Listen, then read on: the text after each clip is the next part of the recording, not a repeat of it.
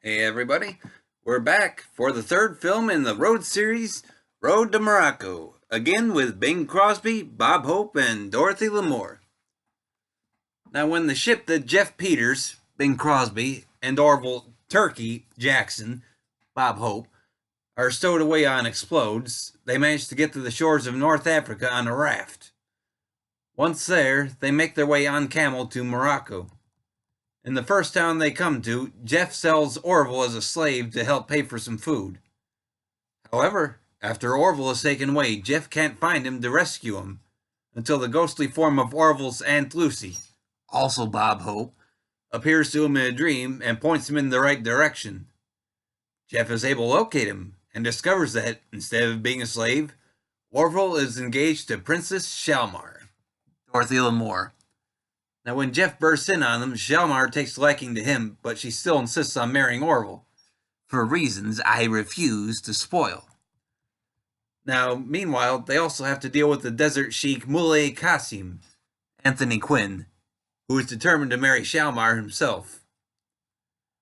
Now, some consider this movie to be the best of the Road series. Personally, I like a couple of the others better, but I won't deny that this movie probably has the best music of the series, provided by composers James Van Heusen, I think, and Johnny Burke. The title song definitely feels like it was written for Bing and Bob, allowing them to break the fourth wall with various knowing winks to the audience. Moonlight Becomes You, which is Bing's big romantic song of this movie, was the biggest hit in the series.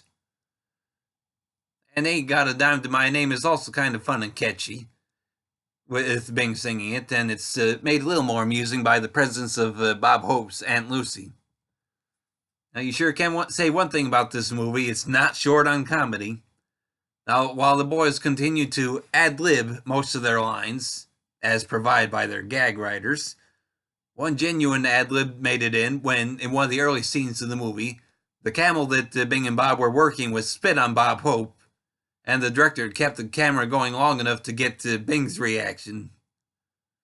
Then, of course, there's the film's reprise of Moonlight Becomes You later in the movie, with Bing and Bob joined by a mirage of Dorothy and their voices all switching around. Now, Dottie plays it straight as the mirage, but with Bing reacting little to the voice switching, but Bob is just plain having fun with it and making fun of Bing when he's singing like him. But now that I've had the chance to see the movie Here Comes Mr. Jordan, I do think that the references to that movie play just a little better, but quite frankly, since there's no real world building here, you can get away with not watching that movie when you watch this one. But there are certainly a lot of other wonderful bits of comedy, including a pair of talking camels. I should mention that at least one moment early on might sour modern audiences. A moment where they observe a mentally challenged man able to get free food from the market vendors because they consider them sacred. And so Bob's Orville tries to act that way too to get some food, and fails. Otherwise, though, I do consider this to be a fun movie, and I would easily recommend it. Of course, I do suggest seeing the earlier movies in the series first. Now, this movie has been made available on Blu-ray from Kino Lorber, and has been available on DVD for years from Universal Studios.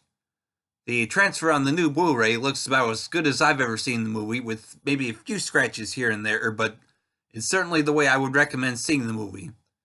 Now, the movie itself is about 1 hour and 22 minutes in length. Well, that's all for now. Thanks for tuning in, everybody, and keep coming back for more.